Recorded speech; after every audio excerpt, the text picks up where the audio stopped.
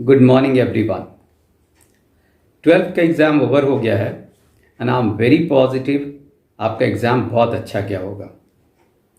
Exam over होने के बाद से मुझे रोज़ 10 से 50 मैसेजेस आते हैं और मुझसे स्टूडेंट्स डिफरेंट कॉलेजेस के बारे में, डिफरेंट कोर्सेज़ के बारे में, डिफरेंट करियर्स के बारे में जानकारी हासिल करना चाहते हैं। अब यह तो संभव नहीं है कि मैं सबको इंडिविजुअली आंसर दे सकूं, तो इसीलिए मैं यह वीडियो बना रहा हूं। 12th के बाद आपको किस कॉलेज में एडमिशन लेना चाहिए, कौन सा कोर्स ज्वाइन करना चाहिए, और मैं बहुत से नए कोर्सेज की जानकारी भी दूंगा। तो अगर यह वीडियो आप शुरू से अंत तक देख लेते हैं तो आपके सारे डाउट्स क्लियर हो जाएंगे। वैसे तो मैं यह रांची झारखंड को ध्यान में रखकर केंद्रित कर यह वीडियो बना रहा हूँ, लेकिन जो कोर्सेज़ के बारे में मैं जानकारी दूंगा वह तो सभी स्टूडेंट्स पे लागू होगा, चाहे वो झारखंड में रहता है या वो कहीं भी रहता है। तो चलिए वीडियो शुरू करते हैं। झारखंड में बहुत सारे यूनिवर्सिटीज़ हैं जहाँ ग्रेजुएशन की पढ़ाई होती है। उसमें से मुख्य यूनिवर्सिटीज़ हैं रांची यूनिवर्सिटी। इसके अंतर्गत बहुत सारे कॉलेजेस आते हैं जिनके बारे में मैं डिटेल से बात करूंगा। Doctor Shyama Prasad Mukherjee university, central university of Jharkhand जिसे CUJ कहते हैं, झारखंड रक्षा शक्ति यूनिवर्सिटी, और इनके अलावा बहुत सारे प्राइवेट यूनिवर्सिटीज़ हैं जैसे कि Amethi university Jharkhand, Usha Martin university, सरला बिरला यूनिवर्सिटी, झारखंड राय यूनिवर्सिटी और भी कई। रांची यूनिवर्सिटी के अंतर्गत आने वाले मुख्य कॉलेज इस तरह से हैं।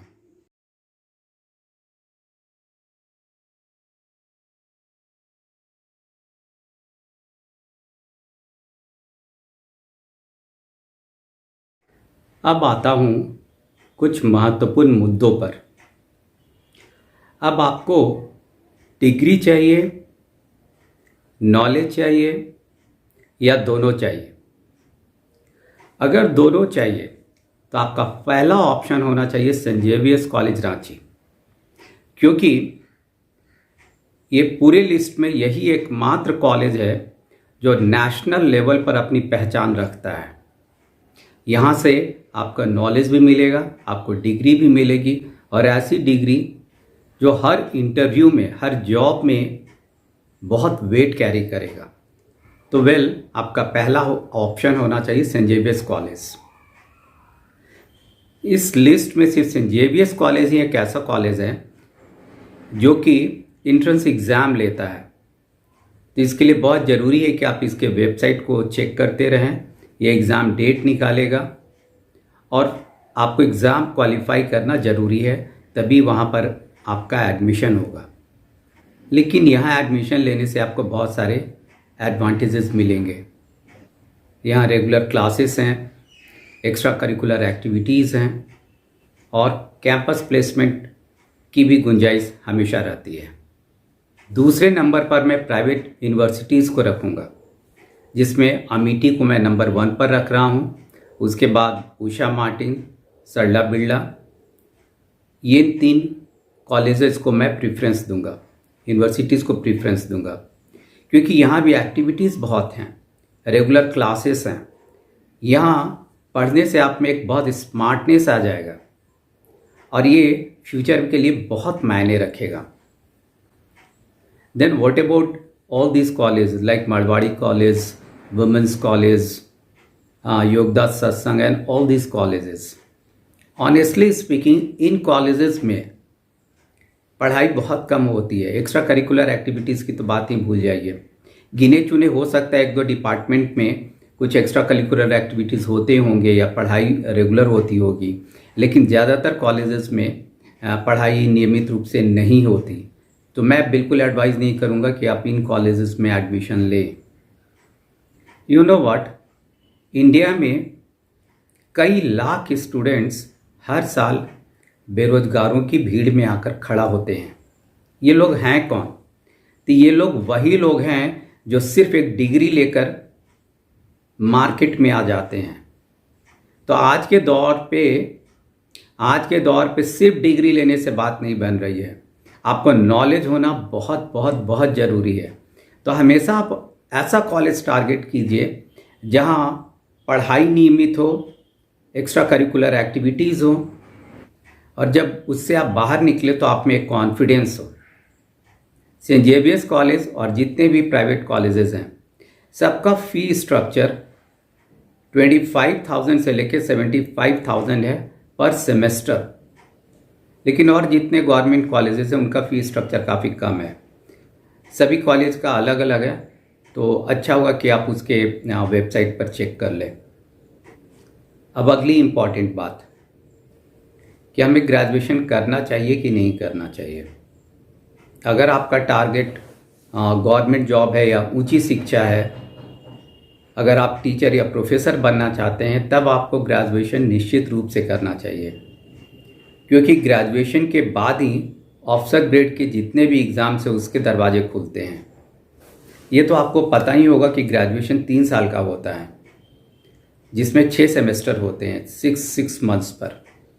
और जो परंपरागत ग्रेजुएशंस के लाइन है उससे भी आप बहुत अच्छी तरह परिचित होंगे, जैसे कि साइंस में फिज़िक्स, केमिस्ट्री, मैथ्स, इन किसी भी विषय पे आप ऑनर्स कर सकते हैं। जियोलॉजी ऑनर्स कर सकते हैं, बॉटनी ऑनर्स कर सकते हैं। साइंस वाले जितने भी सब्जेक्ट हैं उसमें ऑनर्स आप कर सकते हैं। आर्ट्स में geography, history, pol science, economics, home science, ये जितने भी सब्जेक्ट हैं इसमें आप ऑनर्स कर सकते हैं। और कॉमर्स में आप अकाउंट्स ऑनर्स कर सकते हैं। ये तो हो ट्रेडिशनल लाइंस। क्या हमें इन ट्रेडिशनल कोर्स को करना चाहिए? मेरी समझ से आज के डेट पर अगर ग्रेजुएशन के बाद इन कोर्स को करने के बाद अगर आप पैसा अर्न कर सकते हैं तो वेल एंड फाइन।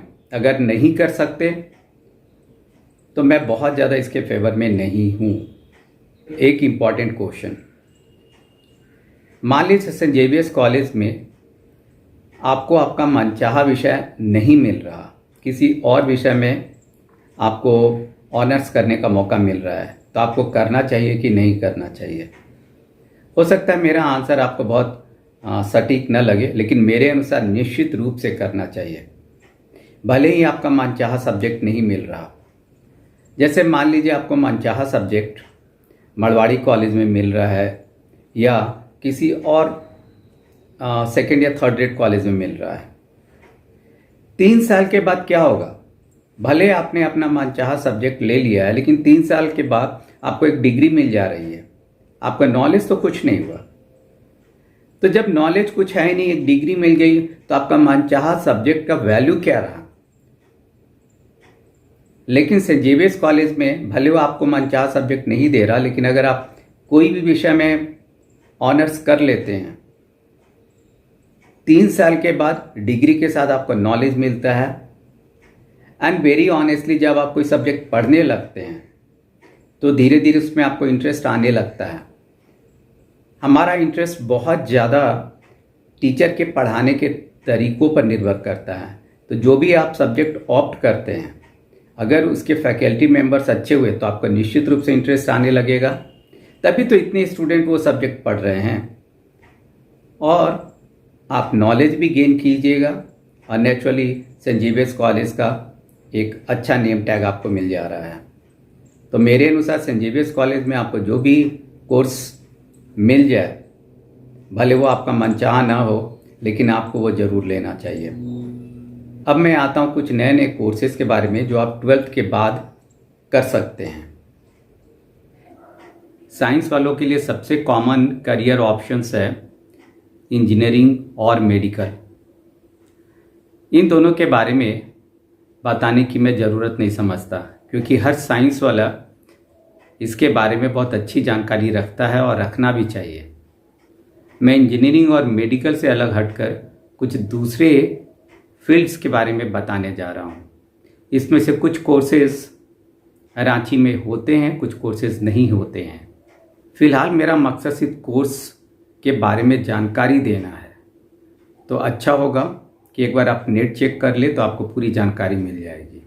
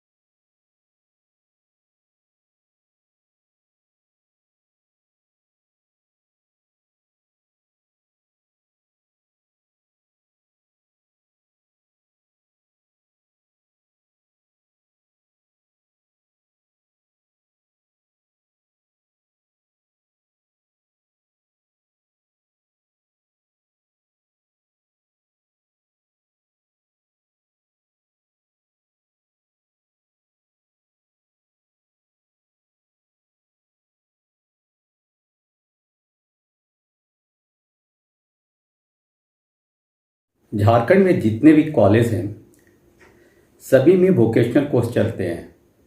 कुछ में ज़्यादा चलते हैं, कुछ में कम चलते हैं। मतलब मैंने जितने कोर्स बताए हैं उसमें से कुछ कोर्सेज सभी कॉलेजेस में चलते हैं, इसलिए आपको सभी कॉलेज के बारे में थोड़ी जानकारी हासिल कर लेनी चाहिए। लेकिन एक बात मैं फिर से रिपीट कर दूं कि अगर आप नाम और शोहरत चाहते हैं, पैसा चाहते हैं, तो किसी भी कॉलेज से कोई भी कोर्स कर लेने से बात नहीं बनेगा। किसी भी कॉलेज से कोई कोर्स कर लेने से ना तो आपको प्लेसमेंट मिलेगा, ना आपका कोई मार्केट वैल्यू रहेगा। इसलिए आप सही कॉलेज का चुनाव करें, सही सब्जेक्ट का चुनाव करें, तभी बात बनेगी। अब मैं 10 ऐसे करियर्स के बारे में बात करने जा रहा हूं जिसका आप चुनाव करते हैं तो आप पैसे के दृष्टिकोण से हमेशा बहुत ही स्ट्रांग रहेंगे, नाम और प्रसिद्धि भी मिलेगी।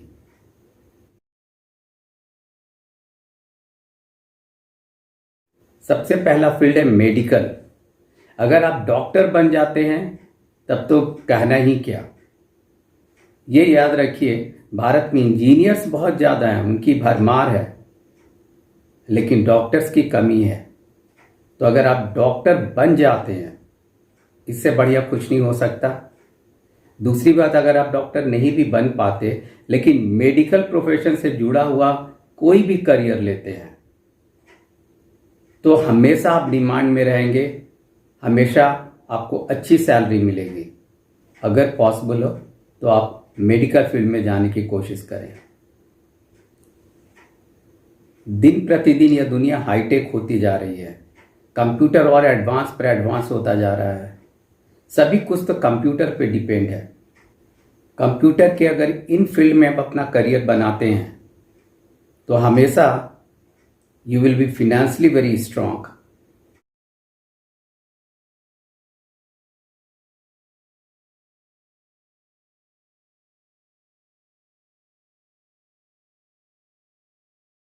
थर्ड है मैनेजमेंट कोर्सेस।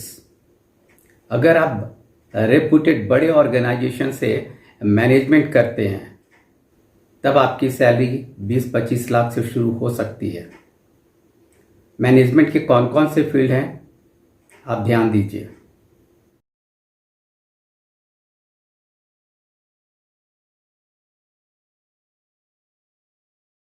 वैसे मैनेजमेंट ग्रेजुएशन के बाद किया जाता है, लेकिन ग्रेजुएशन के पहले आप बीबीए जरूर कर सकते हैं। बीबीए का अर्थ हुआ bachelor in business administration.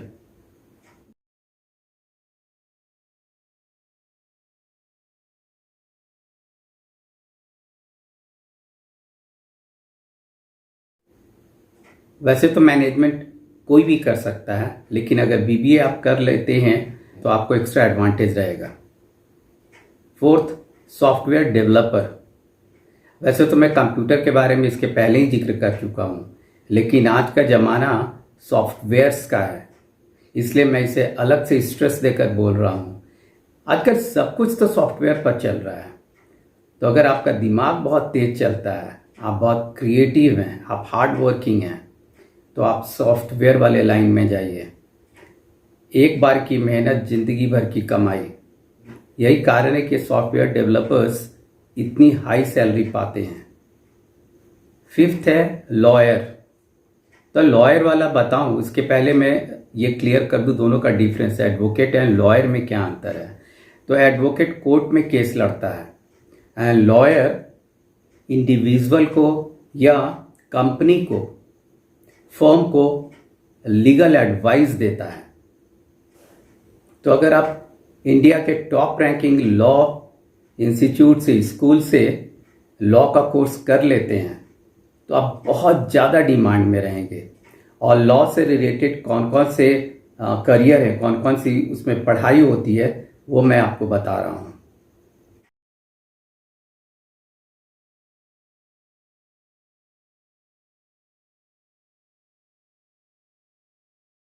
Law के बारे में बहुत से स्टूडेंट्स ने मुझे पूछा था, तो इसलिए मैं इसके बारे में थोड़ी जानकारी आपको दे देता हूँ। मुख्य रूप से 2-3 इंट्रेंस एग्ज़ाम्स होते हैं ऑल ओवर इंडिया। तब आप लॉ स्कूल्स ज्वाइन कर सकते हैं। ये कौन कौन से एग्ज़ाम हैं? ये सभी लॉ एंट्रेंस एग्ज़ाम्स हैं। और इंडिया के टॉप रैंकिंग कौन कौन से लॉ कॉलेजेस हैं ये तो आप नेट पर चेक कर सकते हैं। लेकिन कहीं से भी लॉ करने से बात नहीं बनेगी। अगर टॉप रैंकिंग लॉ स्कूल से आप करते हैं तब स्काई इज़ द लिमिट। आप कॉरपोरेट हाउसेस में काम कर सकते हैं, बहुत बड़ी फर्म में काम कर सकते हैं। मैं कुछ और कोर्सेज़ के बारे में बता रहा हूँ जो बहुत हाई डिमांड में हैं और आने वाले समय में भी इनका डिमांड बहुत ज़्यादा रहेगा। ये कोर्सेस हैं।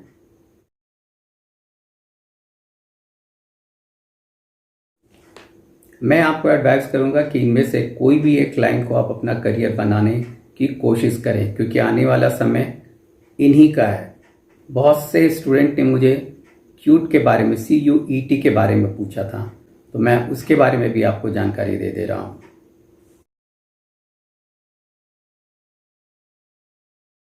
CUET में अगर आप बहुत हाई स्कोर करते हैं तो इंडिया के जितने भी टॉप रैंकिंग यूनिवर्सिटीज़ हैं, कॉलेजेस हैं, उसमें आपका एडमिशन हो जाएगा और आपको फैसिलिटीज़ भी मिलेगी। तो क्या रांची यूनिवर्सिटी के लिए एग्ज़ाम ज़रूरी है? बिल्कुल नहीं। मैंने पहले ही कहा कि इंडिया के टॉप रैंकिंग यूनिवर्सिटीज़ और कॉलेजेस जहाँ की एक एक सीट के लिए फ़ाइट होती है, जहाँ की एडमिशन मिलना बहुत कठिन है। रांची यूनिवर्सिटी के लिए भी दिल्ली बहुत दूर है। रांची यूनिवर्सिटी उसके अंतर्गत नहीं आता। तो रांची यूनिवर्सिटी के जितने भी कॉलेजेस हैं उसमें आप डायरेक्ट एडमिशन ले सकते हैं। यह exam under graduate and post graduate दोनों लेवल पर होता है। तो बेहतर होगा कि एक बार नेट चेक कर ले और इसमें क्या क्या पूछा जाता है वो आप जान ले। वैसे हर एग्ज़ाम की तरह इसमें भी वही सब क्वेश्चंस रहेंगे, like grammar, test of reasoning, aptitude test, GS वगैरह। अब मैं कुछ ऐसे स्टार्टअप के बारे में बात कर रहा हूँ। स्टार्टअप से तो आप वाकिफ़ ही होंगे। स्टार्टअप का मतलब है कोई नई शुरुआत करना, कुछ नए ढंग से कुछ नई शुरुआत करना। जो पहले से चला रहा है उसमें कुछ नयापन ला देना ताकि आप बहुत डिमांड में आ जाएं, या फिर बिल्कुल कुछ नया ही शुरू करना, वो स्टार्टअप के अंतर्गत आता है। तो मैं कुछ ऐसे स्टार्टअप बोलने जा रहा हूँ जिसके लिए पढ़ाई उतना ज़रूरी नहीं है, बस आपका ब्रेन होना चाहिए, दूरदृष्टि होनी चाहिए और ऑफ कोर्स लगन होना चाहिए। तो ये सब कौन कौन से फील्ड हैं जिसमें अगर आप स्टार्टअप लेते हैं तो आपके सफल होने के चांसेस काफ़ी ज़्यादा हैं। तो जब आप ग्रेजुएशन कर रहे हैं, चाहे आप कोई भी स्ट्रीम से ग्रेजुएशन कर रहे हैं, आप कोई भी ऐसा ऑर्गेनाइजेशन ज्वाइन कीजिए जहाँ पर कि ये सब स्टार्टअप में काम हो रहा हो पहले से। तो जब आप ग्रेजुएशन पूरा करें तो आपको इनफ तजुर्बा हो जाए और उसके बाद आप अपना स्टार्टअप ले सकें। तो स्टार्टअप कौन कौन से हैं जिसमें पढ़ाई की बहुत ज़्यादा ज़रूरत नहीं है लेकिन ब्रेन की ज़रूरत है, दूरदृष्टि की ज़रूरत है। तो ये स्टार्टअप इस तरह से हैं।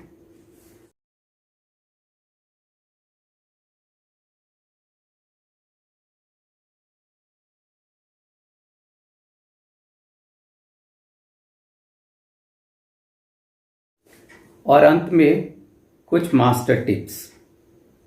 जिंदगी में नॉलेज के साथ साथ स्मार्टनेस और बोल्डनेस बहुत ज़रूरी है। सिर्फ नॉलेज के बल पर आप बहुत बड़ी सफलता हासिल नहीं कर सकते। ऐसे बहुत से उदाहरण हैं कि नॉलेज वो बहुत ग्रेट नहीं है लेकिन they are very smart, they are very bold. उनका कम्युनिकेशन स्किल बहुत अच्छा है, उनमें कन्विंसिंग पावर है, तो इसलिए वो बहुत ऊंचाई पर पहुंच गए हैं। तो नॉलेज के साथ बहुत ज़रूरी है कि आदमी अपना कम्युनिकेशन स्किल्स बहुत इंप्रूव करे, अपने आप को स्मार्ट और बोल्ड बनाए। तो जब आप ग्रेजुएशन कर रहे हैं तो आप अपने बॉडी लैंग्वेज पर, अपने कम्युनिकेशन स्किल पर बहुत ध्यान दीजिएगा। आप अपने आप को स्मार्ट बनाइए, बोल्ड बनाइए, इधर उधर अपना समय वेस्ट मत कीजिए। सेकेंड चीज़ है, कंप्यूटर का जो बेसिक है, मेरा मतलब MS ऑफिस से है, उस पर आप बहुत स्ट्रांग पकड़ रखिए। MS Word, MS Excel, PowerPoint पर बहुत अच्छी जानकारी रखिए। साथ ही टाइपिंग स्पीड रखिए। वेबसाइट के बारे में जानकारी रखिए, ईमेल्स के बारे में अच्छी पकड़ रखिए, क्योंकि कोई भी ऑर्गेनाइजेशन जिसका कम्युनिकेशन स्किल बहुत अच्छा है, जो स्मार्ट एंड बोल्ड है और जिसको कंप्यूटर पे बहुत स्ट्रांग पकड़ है, उसको निश्चित रूप से अपने साथ रखना चाहता है। तो आप चाहे किसी भी स्ट्रीम से कुछ भी पढ़ लें, लेकिन अगर आप बोल्ड हैं, स्मार्ट हैं, आपका कम्युनिकेशन स्किल्स बहुत अच्छा है, आपको कंप्यूटर पर अच्छी पकड़ है, तो आपके लिए हमेशा नौकरी है और आपको ऊंचा उठने की बहुत ज़्यादा गुंजाइश है। तो आप पूरा फोकस इस लाइन पे जरूर करें while you are doing your graduation. उम्मीद है मैंने जितने भी टिप्स दिए हैं, जितनी भी बातें बताई हैं, वो आपके बहुत काम आएंगी। फिलहाल आप सभी कॉलेजेस के वेबसाइट को चेक करते रहें, एडमिशन डेट को ध्यान में रखकर फॉर्म फिलअप करें, सही सब्जेक्ट सही कॉलेज का चुनाव करें। Wishing you all a very very bright future. Thank you.